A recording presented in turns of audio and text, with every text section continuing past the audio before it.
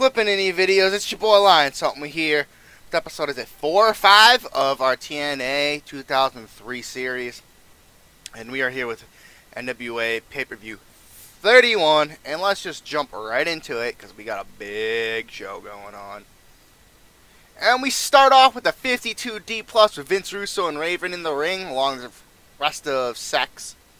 And Russo goes on behalf of myself, NWA, TNA, and the NWA itself, bro. It is my pleasure to present the NWA World's Heavyweight Championship to you, Raven. And let this be a lesson to everyone else in the back when you align yourself with Vince Russo, bro, you go places. And Raven grabs the mic and says, "Thank you, Mr. Russo. I told y'all last week, I don't like waiting my turn. So I took the NWA World's Heavyweight Championship." And then they're interrupted by Jeff Jarrett, who goes, "Congrats, Russo. Raven, you did it. You're NWA World's Champion.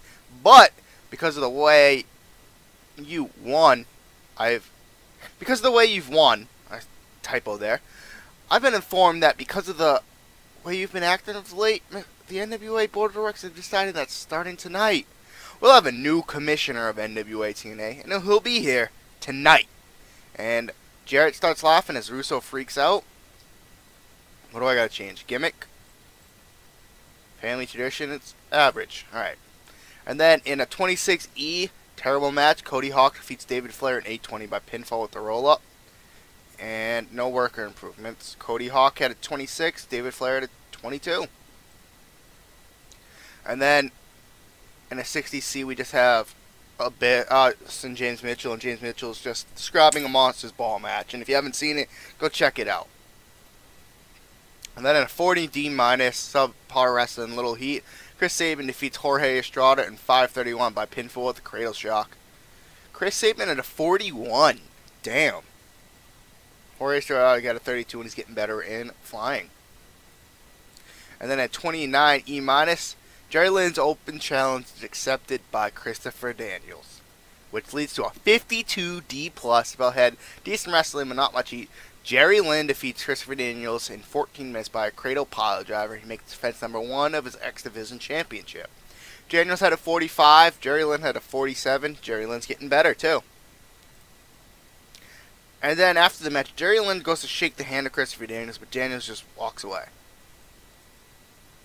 And then at 47D, a decent match, Steve Corino defeated Ron Killings in 1339 by pinfall with an old school expulsion after CM Punk, Julio De Niro, and Alexis Luray attack R-Truth. Or Ron Killings. He's not R-Truth yet. He hasn't been suckered with that shitty gimmick.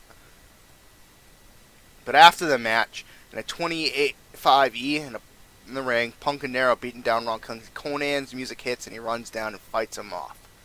So let's complete a turn, and Conan is now a face with Ron Killings. Then at a 40D minus, poor match, AMW defeats the Harris brothers in 640, and Chris Harris defeats Don Harris by pinfall with the death sentence. James Storm was above everybody else with a 41. Chris Harris was off his game, and Don Harris is improving. And then in a 54C minus at about that great heat and decent wrestling, AJ Styles defeats Abyss in a Monsters Ball match in 1534 by pinfall at the Styles Clash. During the match, we also had Vampiro run in and attack Abyss. Father James Mitchell did great in ringside. Chaos in the match helped hide how badly AJ Styles was performing. The overbooked match didn't feel right, sit well with the crowd, but it got the crowd buzzing. Vampiro has a great crazy gimmick. Abyss had a 51. AJ Styles had a 58. And then there are no worker improvements. Yep, alright. And then Vampiro just stands over a fallen Abyss and just taunts him. Vampiro is in in TNA, and he has put his sights directly on the monster Abyss. And then in a 55C minus, Russo and Raven come out demanding to know who the new commissioner is. And out comes Jeff Jarrett with a mic in hand, and he goes to talk. He goes, "Oh boy, Russo, Raven, you really want to know who the commissioner is? I don't think you're going to be happy with this because you both know him very well. Let me be honored to introduce him to you both. The new commissioner of NWA TNA, Paul Heyman. And out comes Paul Heyman strutting like you know he does to the ramp as Mike Tenay and Don West both go crazy like, Paul Heyman's in the asylum! Paul Heyman's in the asylum! And Heyman gets in the ring, goes to shake hands with Russo and Raven, who both refuse, and he grabs a mic from Russo's hand and says, ladies and gentlemen, my name is Paul Heyman, and I am the new commissioner of NWA TNA, and I am here to stop all this garbage bullshit politics, and I'm here to make this company what it can be. And the first thing I'm going to do is in 3 weeks, we're going to introduce a ladder match known as the King of the Mountain, and it will be for the NWA World's Heavyweight Championship. Thank you very much. Good night. And 51D plus. There weren't enough attractive women on the show. Alright, I only had one.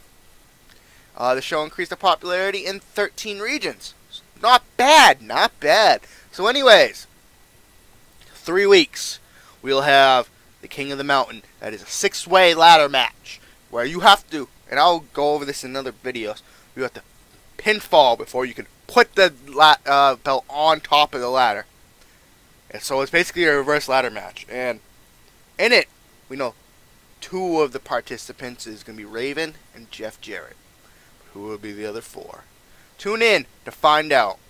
Like, comment, subscribe, and I'll see you guys in the next one. Peace.